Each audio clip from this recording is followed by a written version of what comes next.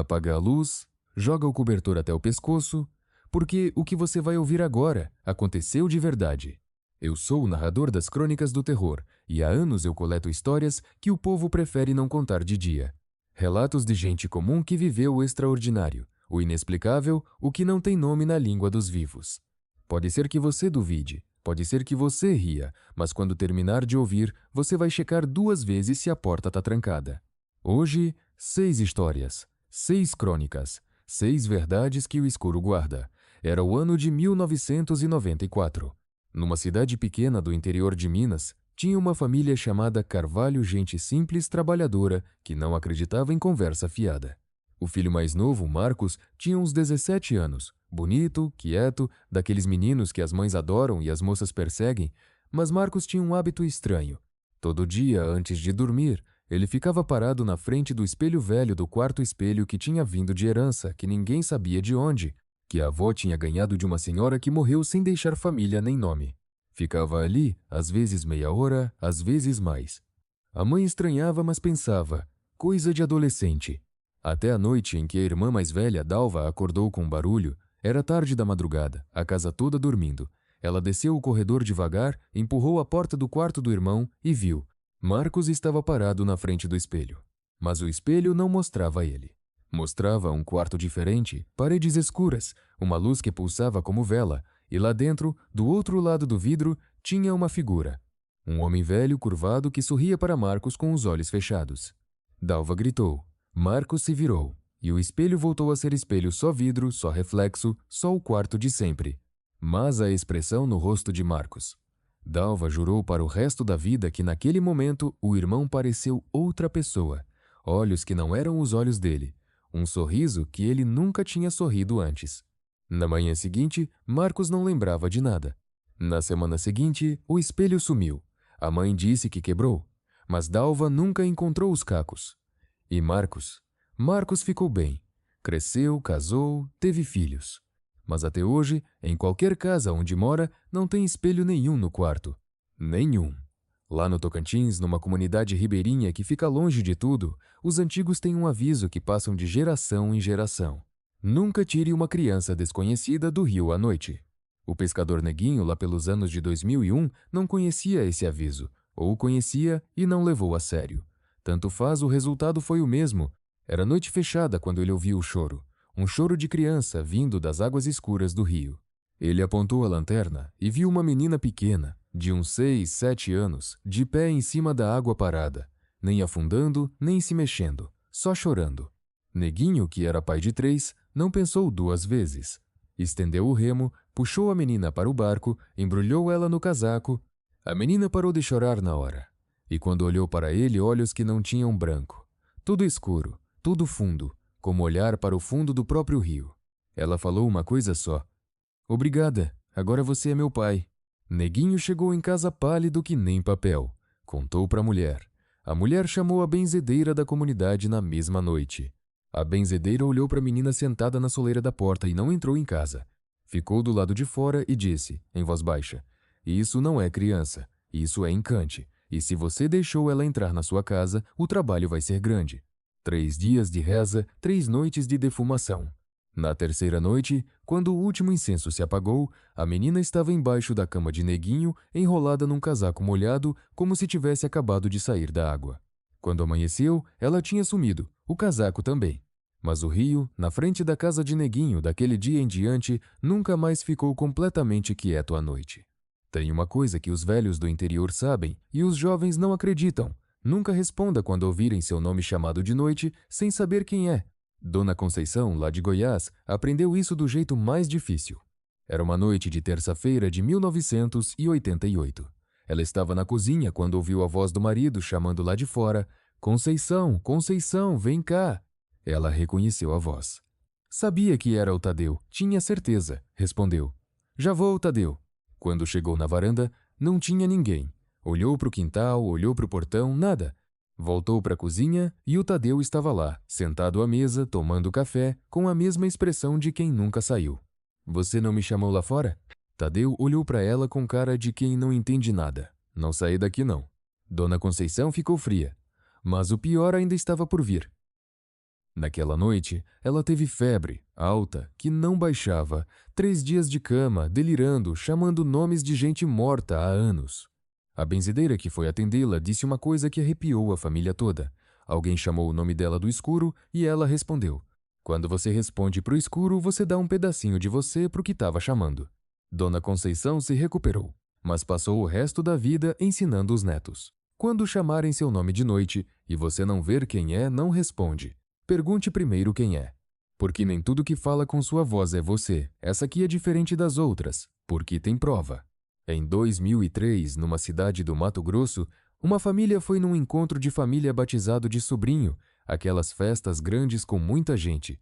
Tiraram fotos, como fazia na época câmera analógica.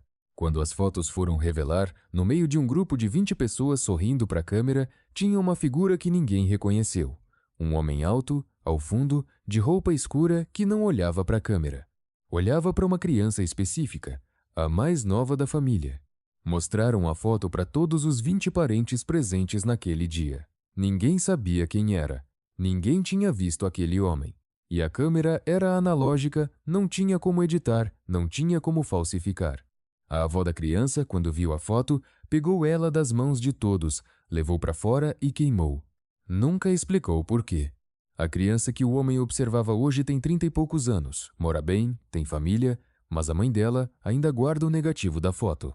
E quem pergunta por que ela nunca revelou de novo, ela responde sempre a mesma coisa.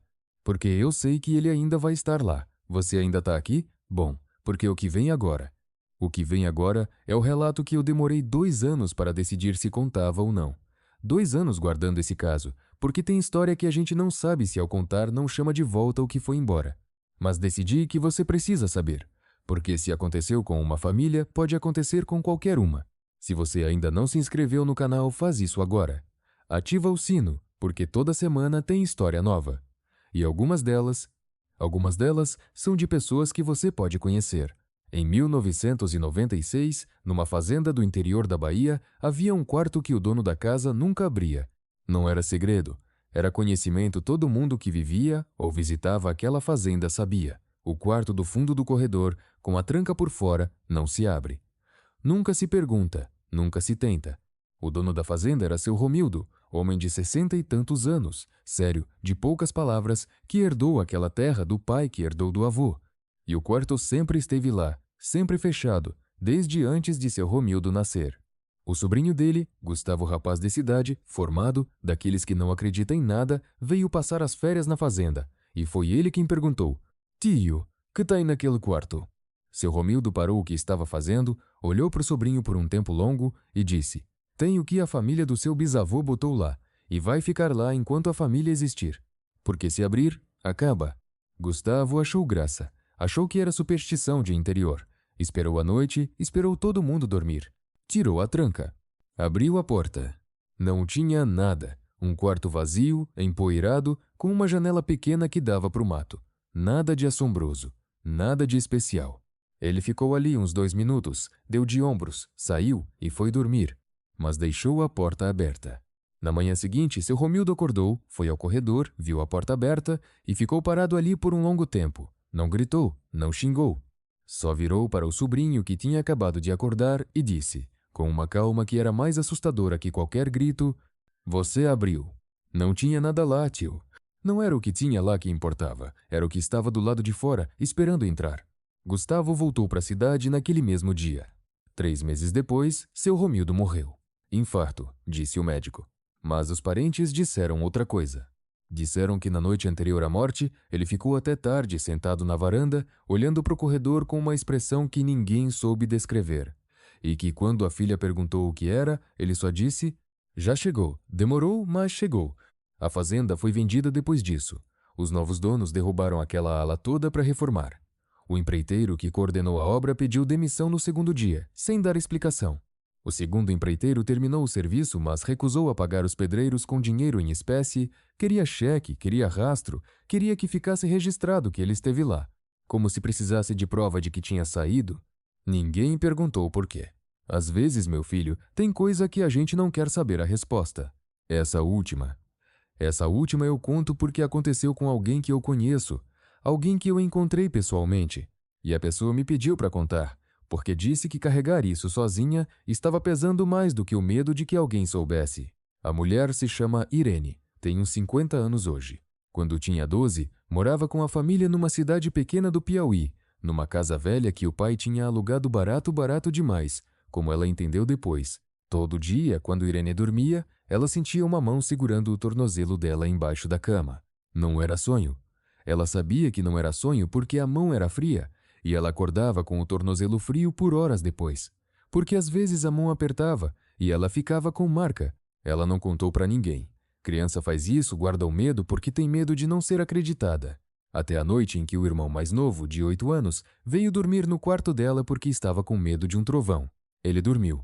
Ela ficou acordada esperando. E quando a mão segurou o tornozelo dela, ela ouviu o irmão, do lado, sussurrar: "Quem é você?" Uma voz respondeu, vindo de debaixo da cama. Uma voz que ela descreveu como seca, como papel rasgando, como folha morta. "Sou a que ficou." O irmão de Irene gritou. Os pais acordaram, acenderam tudo. Debaixo da cama, nada. A família mudou de casa na semana seguinte. Irene cresceu, formou, casou, teve filhos, mas até hoje, toda noite, antes de apagar a luz, ela passa a mão embaixo da cama, não para verificar se tem alguém lá, mas para lembrar para si mesma que não tem. Até agora. E é assim, meu filho. 6 histórias. 6 vezes que o impossível bateu na porta de gente comum e entrou sem pedir licença.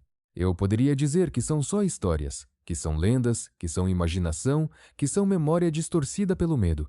Mas você ouviu Irene, você ouviu Neguinho, você ouviu o que aconteceu naquela fazenda da Bahia. E sabe o que esses casos têm em comum? Todos eles começaram com alguém que não respeitou uma fronteira, uma porta que não devia abrir, uma mão que não devia pegar, um nome que não devia responder. O mundo tem fronteiras que os olhos não enxergam, e essas fronteiras existem por uma razão. Se você chegou até aqui, obrigado pela companhia nessa escuridão. Compartilha com alguém que precisa ouvir isso, alguém que acha que não existe nada que a ciência não explique. Deixe seu relato nos comentários, porque a próxima história pode ser a sua. Boa noite. E se você ouvir seu nome sendo chamado agora, pergunta quem é primeiro.